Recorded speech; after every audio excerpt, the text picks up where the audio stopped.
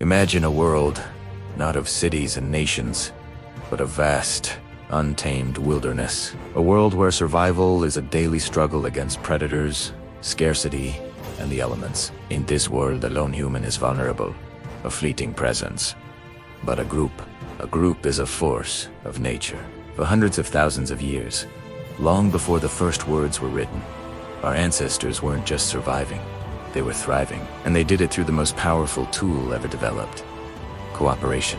This is the story of how we learned to work together, how we formed the first alliances, and how that ancient pact made everything that followed possible.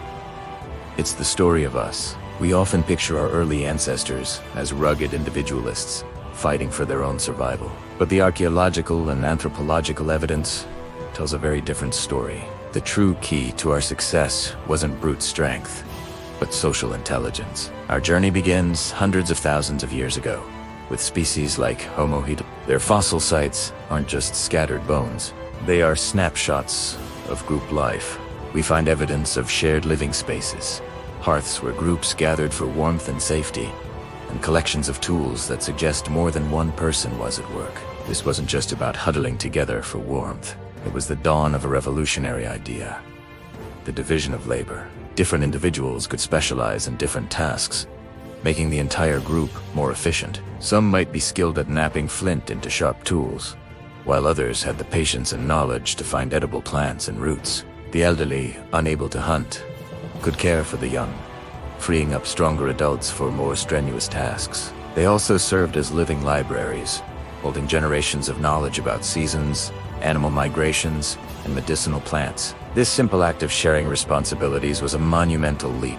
It meant that the group's success was no longer limited by the skills of a single individual, but amplified by the combined talents of everyone. It was the birth of the first human economy, one based not on currency, but on mutual trust and shared benefit. So, what did a day in one of these cooperative groups look like? Let's travel back about 50,000 years. As the sun rises, the camp stirs. A small group of adults prepares for a hunt, checking their spears and discussing their strategy. They aren't just randomly wandering. They are using a collective memory of the landscape, and animal behavior passed down through generations. Back at the camp, other members of the group are not idle. Some are gathering firewood and water. Others are processing food from a previous day's efforts, scraping hides, or repairing tools. Children aren't just playing, they are observing and learning. They watch how adults craft a spearhead or identify a safe berry, absorbing the skills they will need to contribute later. This system of shared labor is incredibly efficient. A successful hunt brings back more meat than a single family could eat before it spoils. But in a cooperative group, it's shared among everyone. The gatherers in turn provide a steady supply of plants, nuts, and berries, ensuring that even on days when the hunt fails, no one goes hungry. This is more than just sharing food. It's a social safety net.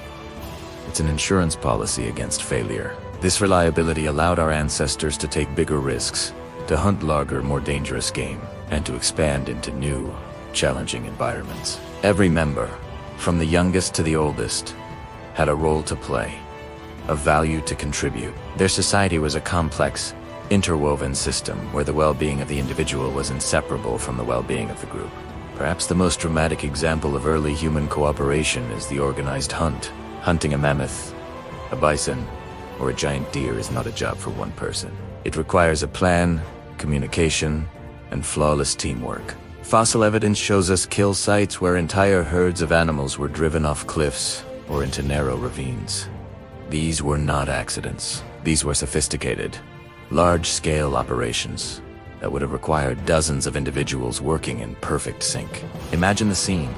Scouts track the herd for days, learning its patterns. Then, the group moves into position. Some act as beaters, using fire and noise to steer the massive animals in a specific direction. Others lie in wait, ready with spears. At a choke point in the landscape, the communication might not have been with complex language as we know it, but through a system of gestures, calls, and a deep, intuitive understanding of each other's intentions. The level of trust required is immense. Each hunter had to rely on the others to do their part at the exact right moment. A single mistake could mean failure, or even death. When successful, the reward was enormous. A massive supply of protein, fat, bone for tools, and hides for clothing and shelter. These hunts were not just about food. They were powerful community-building rituals that reinforced social bonds and proved the incredible power of their collective strength. But what held these groups together? Survival was the primary driver, but it wasn't the whole story.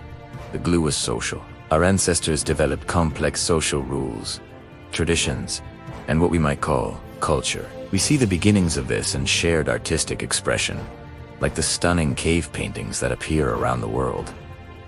These weren't just doodles, they were likely part of rituals, stories, and the passing on of knowledge. They were a shared identity. We also see evidence of caring for the sick and injured.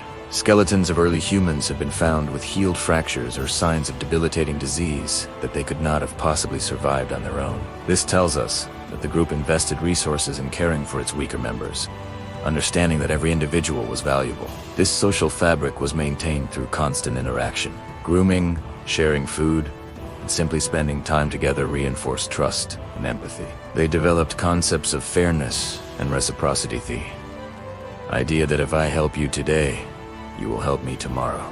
Those who violated this trust, who were selfish or unreliable, would likely have been ostracized, a fate that was almost certainly a death sentence. This intricate social dance, managing relationships, resolving conflicts, and maintaining group cohesion, was just as crucial to survival as finding food and water. Our brains grew larger not just to make better tools, but to navigate these increasingly complex social landscapes. The legacy of this deep history of cooperation is written into our very DNA. The desire to belong, the capacity for empathy, the satisfaction we get from teamwork, these are not modern inventions. They are ancient survival instincts, honed over hundreds of thousands of years. The small, cooperative bands of our ancestors were the crucibles where human society was forged. They laid the groundwork for everything that followed.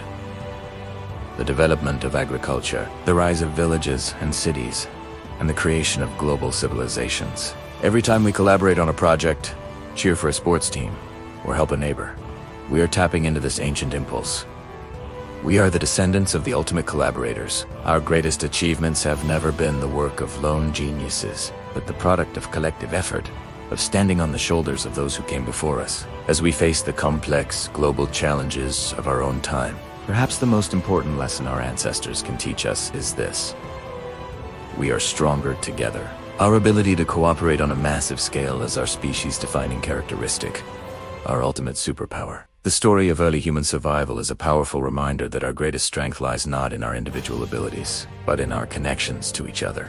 Thank you so much for joining us on this journey back in time. If you found this story of our shared past fascinating, please give this video a like and subscribe for more explorations into the world of history and science. Let us know in the comments what aspect of early human life you find most incredible. See you next time.